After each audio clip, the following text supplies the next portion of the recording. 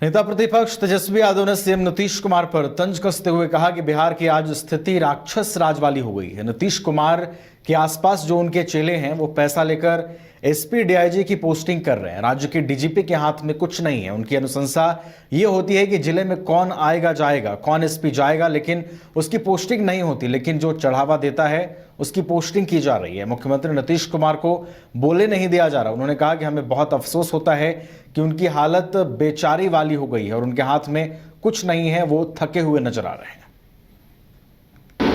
और जनप्रतिनिधियों की लगातार हत्या की जा रही है, व्यावसायिकों की हत्या की जा रही है, आम नागरिकों की हत्या की जा रही है, रेप हो रहा है, मर्डर हो रहा है, लेकिन इन लोगों ने आंखों में पट्टी बांध लिया है। आप सरकार में बैठे हैं, जवाबदेही आपकी बनती है। 15 साल पहले क्या हुआ था, 50 साल पहले क्या हुआ, जनता को इसमें इंटरेस्ट नहीं है। जनता ये जानना चाहती कि आज की स्थिति क्या है, आज क्यों नहीं भय जो है अपराधियों के मन से जो है क्यों नहीं निकलता है। पूरी तरीके से लोग जो है अपराध ही जो है भय मुक्त जो है पूरी बिहार में घूम रहे हैं और लगातार जो है पुलिस कोई कार्रवाई नहीं कर पा रही। कहीं भी हत्या हुई है बता दो कि अपराधी पकड़ा गया हो इमीडिएट। कल भी जहां हम गए थे वहां भी जो है कई अपराधी जो है पकड़े नहीं गए और तो बम फोड़े जा रहे हैं।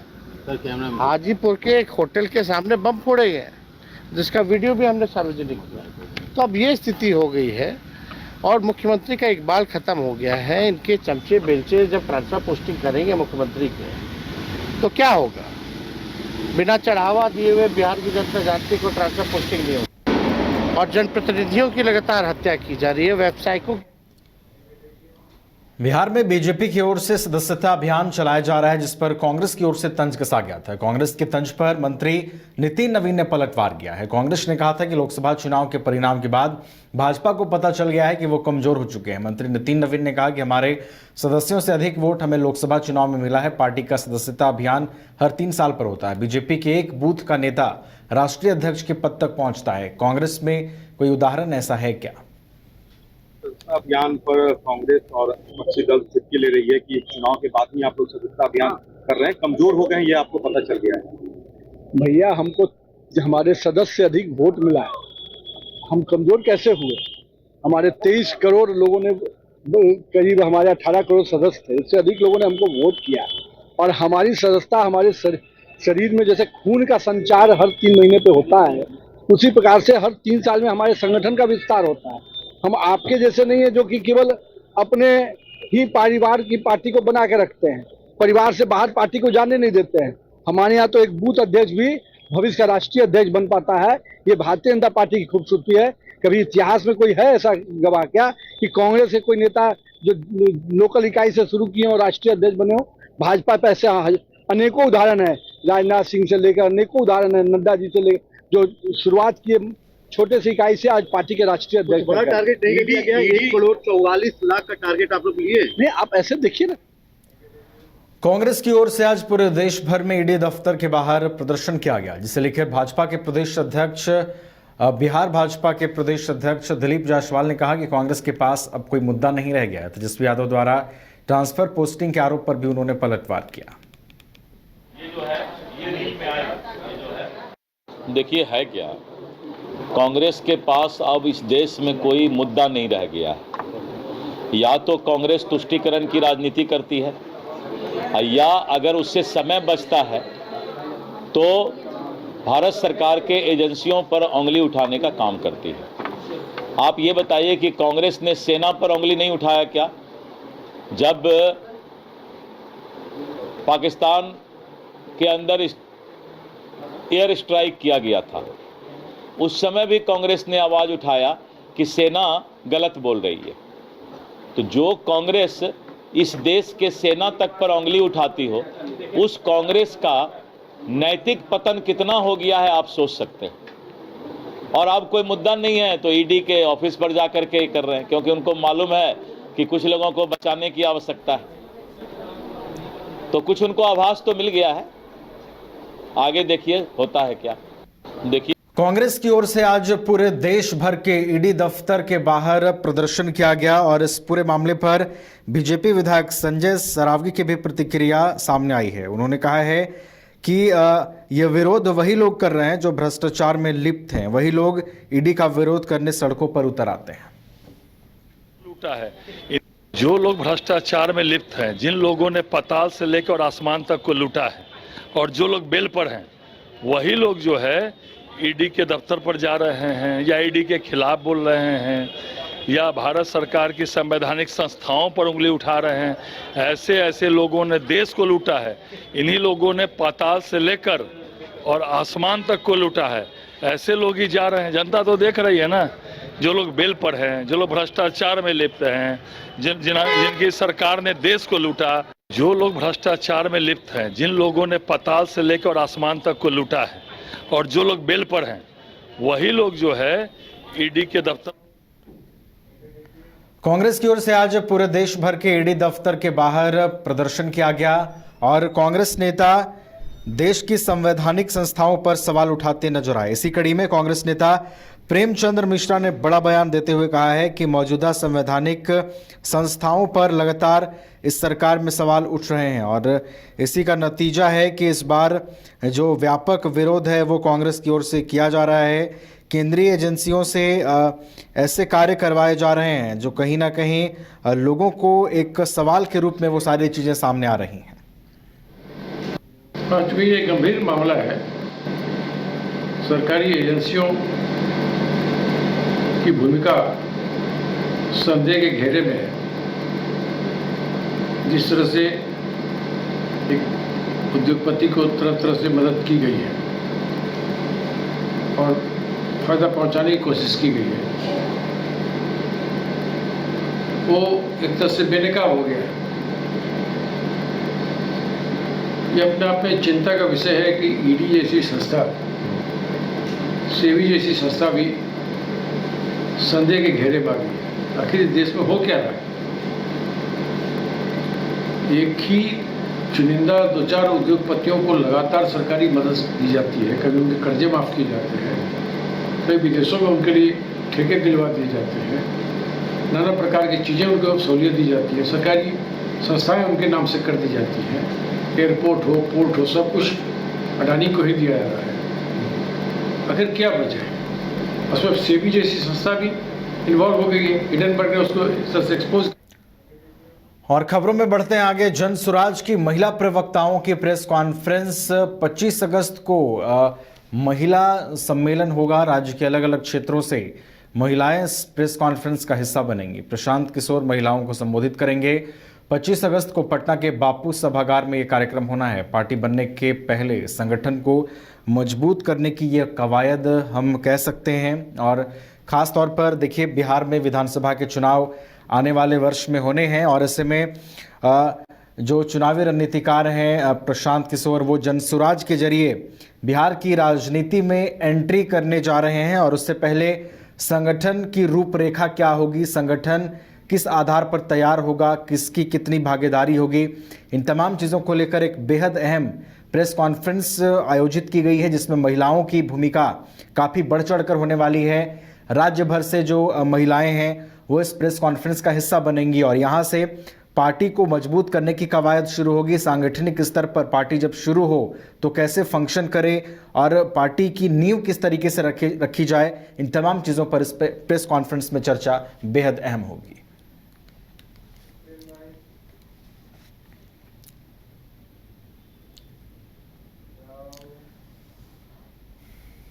मधुबनी में जिला समाहरणालय के सामने भारतीय मित्र पार्टी के राष्ट्रीय अध्यक्ष धनेश्वर महतो और कार्यकर्ताओं द्वारा बिजली स्मार्ट मीटर की कमियों को लेकर प्रदर्शन किया गया। भारतीय मित्र पार्टी के राष्ट्रीय अध्यक्ष धनेश्वर महतो ने कहा कि बिहार सरकार पूरी तरह से हिटलर शाही रवैये में चल रही है। ये स्मार्ट मीटर एक लूट का मीटर है। ऐसे हजारों उदाहरण हैं, लोगों की शिकायतें हैं जिन्होंने ये मीटर लगवाया है। पहले रीडिंग मीटर के हिसाब से बिल आता था, एक घर में 100 रुपये, 200, 300 या 500 का बिल आता था, पर अब स्मार्ट मीटर लगने से उपभोक्ताओं को 2000 रुपये तक के रिचार्ज करवाने पड़ रहे हैं और 15 दिन बाद ये उन्हें पता चलता है कि आपका पैसा समाप्त हो गया है और बिजली डिपार्टमेंट आपको चेतावनी भी देता है कि तुरंत रिचार्ज करें। रिचार्ज और स्मार्ट मीटर कंपनियों की ये मनमानी नहीं चलेगी, ऐसी लोगों ने मांग की है। मैं एक सप्ताह के अंदर, इसलिए कि जो स्मार्ट मीटर लगाया जा रहा है वो स्मार्ट मीटर तो नाम रख दिया सरकार ने स्मार्ट मीटर बहुत दिमाग से, क्योंकि सरकार स्मार्ट है, बिजली डिपार्टमेंट स्मार्ट है। भोले भाले यदि कोई है हमारे, तो हमारी जनता है। जितना मर्जी टैक्स लादते जाओ, जितना मर्जी लूटते जाओ, उफ तक नहीं करती। तो स्मार्ट मीटर के खिलाफ भारतीय मित्र पार्टी का ये प्रदर्शन है, धरना है। अगर यदि नीतीश कुमार जी समय रहते इस डिमांड को पूरा नहीं करेंगे तो मैं चेतावनी दे रहा हूं माननीय मुख्यमंत्री जी, आप ही नहीं, आपके जो सहयोगी हैं भारतीय जनता पार्टी, उन दोनों का बिहार से इस मुद्दे को लेकर सफाया हो जाएगा। समय रहते पब्लिक के मूड को पहचानिए, पब्लिक को समझिए, और कोई भी सरकार जनता के लिए होती है।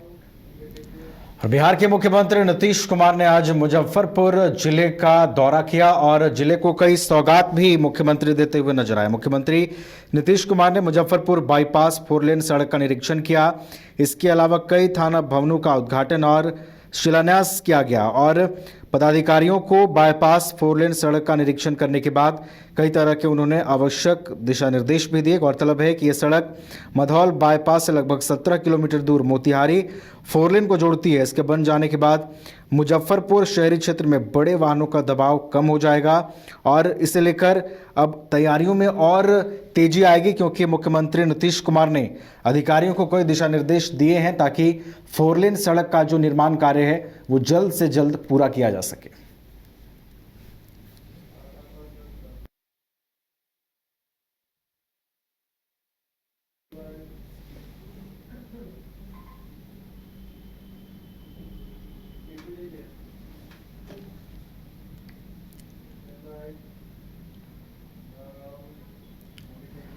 आरा के अगियाओं प्रखंड के कमरियाओं गांव निवासी भूपन नारायण पाठक का परिवार अपने गाड़ी से विंध्याचल को लौट रहे थे, तभी आज सुबह लगभग 6 बजे बीबीगंज 4 लेन डिवाइडर में टकराने से भयंकर सड़क दुर्घटना हुई। गाड़ी में पूरा परिवार सवार था। इस दुर्घटना में भूप नारायण पाठक, उनकी पत्नी रेणु देवी, उनका बेटा विपुल पाठक, बेटी बेबी नातीहर्ष पाठक की घटनास्थल पर ही मौत हो गई। सड़क दुर्घटना में 3 लोग घायल भी हुए हैं जिनका इलाज किया जा रहा है।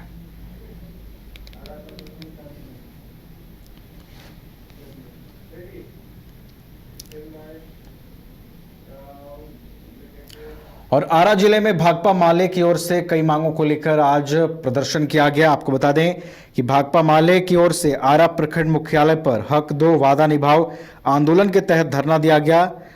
इस धरना प्रदर्शन में सांसद सुदामा प्रसाद भी शामिल हुए। उन्होंने कहा कि संसद चलने के समय हम दिल्ली में रहेंगे, अन्यथा आपके बीच रहेंगे, आपके सवालों पर आपके साथ संघर्ष करेंगे। और उन्होंने लोगों को आश्वासन भी दिया कि लगातार वो लोगों की जो मांग है वो संसद के पटल पर उठाते रहेंगे। सभा को संबोधित करते हुए भाकपा माले राज्य कमेटी सदस्य और इंसाफ मंच के राज्य सचिव क्यामुद्दीन अंसारी ने बताया कि आरा अंचल कार्यालय भ्रष्टाचार का अड्डा बन गया है। मोटेशन और परिमार्जन के नाम पर आम आदमी को परेशान किया जा रहा है।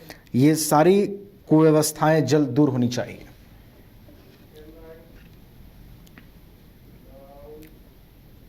कांग्रेस की ओर से आज पूरे देश भर के ईडी दफ्तर के बाहर प्रदर्शन किया गया और इस पूरे मामले पर बीजेपी विधायक संजय सरावगी की भी प्रतिक्रिया सामने आई है। उन्होंने कहा है कि ये विरोध वही लोग कर रहे हैं जो भ्रष्टाचार में लिप्त हैं, वही लोग ईडी का विरोध करने सड़कों पर उतर आते हैं।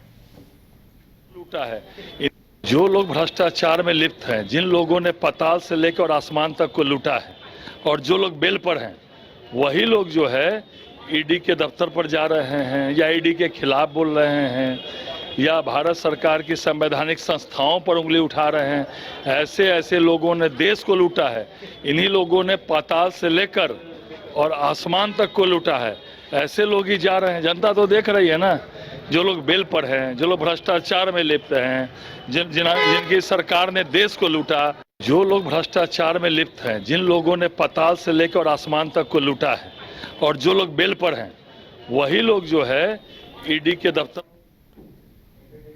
कांग्रेस की ओर से आज पूरे देश भर के ईडी दफ्तर के बाहर प्रदर्शन किया गया और कांग्रेस नेता देश की संवैधानिक संस्थाओं पर सवाल उठाते नजर आए। इसी कड़ी में कांग्रेस नेता प्रेमचंद्र मिश्रा ने बड़ा बयान देते हुए कहा है कि मौजूदा संवैधानिक संस्थाओं पर लगातार इस सरकार में सवाल उठ रहे हैं और इसी का नतीजा है कि इस बार जो व्यापक विरोध है वो कांग्रेस की ओर से किया जा रहा है।